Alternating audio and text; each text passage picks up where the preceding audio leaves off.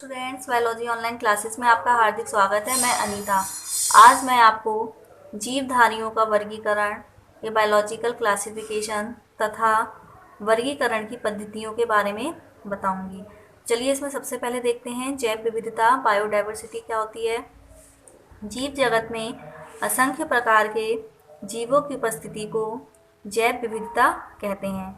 यानी कि संसार में क्या है, विभिन्न प्रकार के जीव प्रेजेंट हैं तथा उन जीवों की उपस्थिति ही क्या कहला रही है, जैव विविधता कहला रही है। विश्व में मिलने वाले सभी जीवों की संख्या, आकृति, आकार, भार, माप आदि में इतनी अधिक विविधता मिलती है कि सामान्य रूप से उनकी पहचान याद करना संभव नहीं है। अतः अध्ययन की सुविधा के लिए कुछ लक्षणों पर आधारित संवर्गों व समूहों में जीवों को वर्गीकृत करते हैं। इन संवर्गों को टैक्सा कहते हैं। क्या कह रहे हैं, ये जो संसार है या विश्व है उसमें क्या होते हैं, विभिन्न प्रकार के जीव उत्पन्न होते हैं या पाए जाते हैं और उनकी आकृति, आकार, भार, माप आदि में क्या होती है, इतनी विभिन्नताएं होती हैं या इतनी अंतर होती हैं कि उन्हें याद कर पाना संभव नहीं है। इसीलिए अध्ययन की सुविधा के लिए क्या करा, कुछ लक्षणों पर आधारित इन जीवधारियों को हमने क्या करा है, कुछ समूहों में तथा संवर्गों में रखा है। इन संवर्गों को हम क्या बोलते हैं, टैक्सा। संवर्गों यानी कैटेगरीज भी बोल सकते हैं, अलग अलग कैटेगरीज में रखा है या ग्रुप्स में रखा है। तो इन्हीं ग्रुप्स या कैटेगरीज को हम क्या बोल रहे हैं, टैक्सा बोल रहे हैं। एग्जाम्पल देखते हैं, जैसे पौधे, जंतुओं, बैक्टीरिया आदि को क्या किया है, अलग अलग संवर्गों, कैटेगरीज या टैक्सा में रखा गया है। अब देखते हैं वर्गीकरण क्या है। क्लासिफिकेशन जीवों की सभी जातियों को उनके समान तथा विषम लक्षणों के आधार पर अलग अलग समूह या वर्गों में रखना वर्गीकरण कहलाता है। क्या कह रहे हैं, ये जीवों की सभी जातियों को, यानी कि जो जीव हैं उसमें विभिन्न प्रकार की जातियां पाई जाती हैं, तो उन जातियों को उनके समान या उनके भिन्न या अलग लक्षणों के आधार पर अलग अलग समूहों या वर्गों में रखना ही वर्गीकरण कहलाता है। अब वर्गीकरण की आवश्यकता या नीड ऑफ क्लासिफिकेशन देखते हैं, हमें इसकी आवश्यकता क्यों पड़ती है। तो सबसे पहला है अध्ययन की सुविधा के लिए। संसार में जंतुओं तथा पेड़ पौधों की क्या है, लाखों जातियां प्रेजेंट हैं। इन सबको याद कर पाना क्या होता है, कठिन होता है तथा अध्ययन की सुविधा के लिए समान लक्षणों के आधार पर इन्हें क्या किया गया है, विभिन्न वर्गों में बांटा गया है। यदि हम एक वर्ग विशेष के लक्षणों का अध्ययन कर लेते हैं तो हमें इसके अंतर्गत आने वाले सभी जंतुओं अथवा पौधों की जानकारी प्राप्त हो जाती है। फॉर एग्जाम्पल, हम अपना ही एग्जाम्पल लेते हैं, मनुष्य का एग्जाम्पल लेते हैं।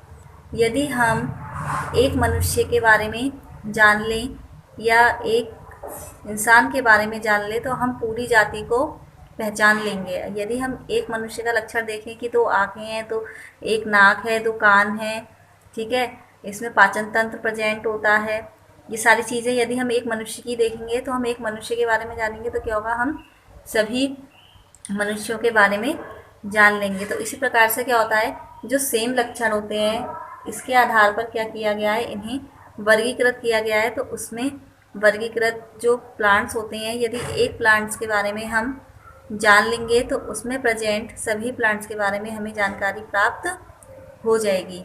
इसीलिए क्या करते हैं, हम अध्ययन की सुविधा के लिए वर्गीकरण की आवश्यकता देखते हैं।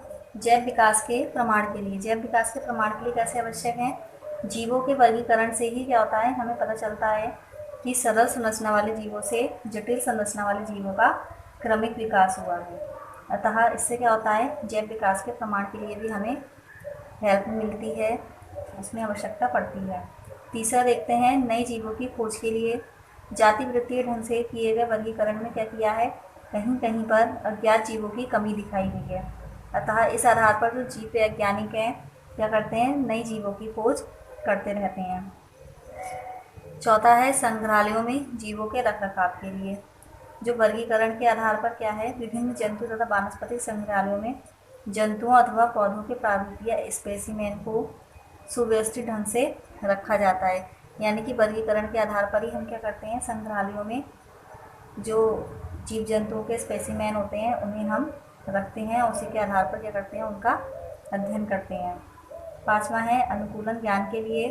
वर्गीकरण से जीवों के अनुकूलन ज्ञान के विषय में भी पता चलता है। जैसे किसी विशेष वातावरण में पाए जाने वाले जीवों जैसे कीट, शैवाल, कवक आदि में क्या होता है, आकार व अंगों में समानता होती है, तो हमें क्या होती है, उसकी जानकारी प्राप्त होती है। उसके लिए हमें, चलिए स्टूडेंट्स अब देखते हैं वर्गीकरण के लाभ या एडवांटेजेस ऑफ क्लासिफिकेशन। तो सबसे पहला लाभ क्या है, जीवों की विविधता के बारे में पता चलता है। इसमें क्या होता है, विभिन्न प्रकार के जीव पाए जाते हैं संसार में, और वर्गीकरण से क्या होता है, हमें विभिन्न विभिन्न प्रकार के जीवों के बारे में पता चलता है। दूसरा, जीवों की उत्पत्ति तथा उनके बीच परस्पर संबंध का ज्ञान होता है। इससे क्या होता है कि जीवों की उत्पत्ति कैसे हुई है और उनके बीच क्या है, आपस में कुछ संबंध पाए जाते हैं, उनके बारे में जानकारी प्राप्त होती है। तीसरा है, इसके द्वारा हम कम समय में अधिक जीवों की जानकारी प्राप्त कर लेते हैं। इसके द्वारा क्या होता है, हम कम समय में, यानी कि हमें क्या होती है, इसमें टाइम की बचत होती है और कम समय में हम अधिक जीवों की जानकारी प्राप्त कर लेते हैं। चौथा है, प्रत्येक जीव की जीव जगत में स्थिति का पता चलता है, यानी कि इससे क्या होता है, जीव जगत में प्रत्येक जीव का क्या स्थान है वो हमें पता चलता है। 5वां है, जीवों के विकास क्रम एवं प्रमाण का पता चलता है। इसमें जीवों का विकास कैसे हुआ है तथा इनके प्रमाण के बारे में पता चलता है। ये स्टूडेंट्स, अब हम वर्गीकरण की पद्धतियाँ या सिस्टम ऑफ क्लासिफिकेशन देखते हैं। तो जो वर्गीकरण की पद्धतियाँ हैं वो 4 प्रकार की पद्धतियाँ हैं। सबसे पहले पद्धति देखते हैं कृत्रिम पद्धति या आर्टिफिशियल सिस्टम। इसमें क्या करते हैं, पौधों को 1 या 2 आकार के लक्षणों के आधार पर वर्गीकृत किया जाता है। यानी कि क्या कह रहे हैं, इसमें जो पौधे हैं उसको हम 1 या 2 महत्वपूर्ण लक्षणों के आधार पर वर्गीकृत करते हैं। एग्जाम्पल से समझते हैं। आकार व आकृति के आधार पर पौधों का शाक, झाड़ी तथा वृक्ष में वर्गीकरण। यानी कि क्या किया है, जो पौधे हैं उनके आकार व आकृति के आधार पर पौधों को शाक, झाड़ी तथा वृक्ष में क्या किया गया है, वर्गीकृत किया गया है। सेकंड एग्जाम्पल देखते हैं, आवास के आधार पर जंतुओं का स्थलीय तथा जलीय में वर्गीकरण। यानी कि जो स्थान है जहाँ पर वो रहते हैं उसके आधार पर जंतुओं क्या किया गया है, स्थलीय तथा जलीय 2 में वर्गीकृत किया गया है। देखते हैं प्राकृतिक पद्धति या नेचुरल सिस्टम। इसमें क्या करते हैं, इसमें पादप का वर्गीकरण उनकी संपूर्ण आकारकी के आधार पर किया जाता है।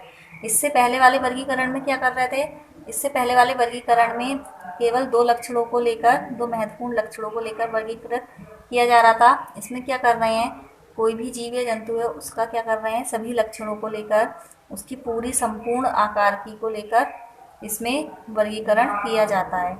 जैसे जो है स्टेम, रूट, लीव्स, फ्लावर आदि सभी पार्ट्स को लेकर क्या कर रहे हैं, प्लांट्स का वर्गीकरण कर रहे हैं। तीसरा है जाति वृत्तीय पद्धति या फाइलोजेनेटिक सिस्टम। किसी भी जाति के विकासीय क्रम को जातिवृत्त कहते हैं। विकासीय क्रम क्या होता है, जैसे सरल संरचना वाले जीवों से जटिल संरचना वाले जीवों का विकास हुआ, यानी सरल संरचना वाले जीवों से जटिल संरचना वाले जीवों का विकास क्या कहलाएगा, विकासीय क्रम कहलाएगा। यानी कि ये कह रहे हैं किसी भी जाति के विकासीय क्रम को जातीय वृत्त कहते हैं। विकास के आधार पर जीवों के वर्गीकरण को जातीय वृत्तीय वर्गीकरण कहते हैं। नंबर 4 फेनेटिक पद्धति या फेनेटिक सिस्टम। इसमें क्या करते हैं, इसमें पौधों का वर्गीकरण समानता व असमानताओं की संख्या के आधार पर करते हैं। यानी कि पौधों में कितने लक्षण हैं जो सेम हैं और कितने जो हैं वो उससे अपोजिट लक्षण हो रहे हैं, उसके आधार पर क्या करते हैं, ये वर्गीकरण किया जाता है। इस पद्धति में क्या है, सभी उपलब्ध गुणों का कंप्यूटर द्वारा उपयोग करते हैं। यानी कि जितने भी गुण हैं उसे क्या करते हैं, कंप्यूटर पर सेव कर लेते हैं या फीड कर देते हैं। फिर सभी लक्षणों को एक कोड एवं संख्या दी जाती है तथा उपलब्ध आंकड़ों की समीक्षा की जाती है। यानी कि जो भी लक्षण है उनको क्या किया जाता है, एक कोड दे दी जाती है या संख्या दे दी जाती है, फिर उसी के आधार पर क्या करते हैं, उसकी जानकारी दी जाती है। इसके द्वारा क्या कर सकते हैं, हम सैकड़ों लक्षणों का एक साथ निरूपण कर सकते हैं। यानी कि एक से अधिक या बहुत ढेर सारे लक्षणों का एक साथ हम अध्ययन कर सकते हैं। तो इस पद्धति को हम क्या बोलते हैं? फेनेटिक पद्धति बोलते हैं। बेटा, यदि आपको इस वीडियो में कुछ समझ में ना आया हो तो आप मुझसे कमेंट बॉक्स में कमेंट करके पूछ सकते हैं।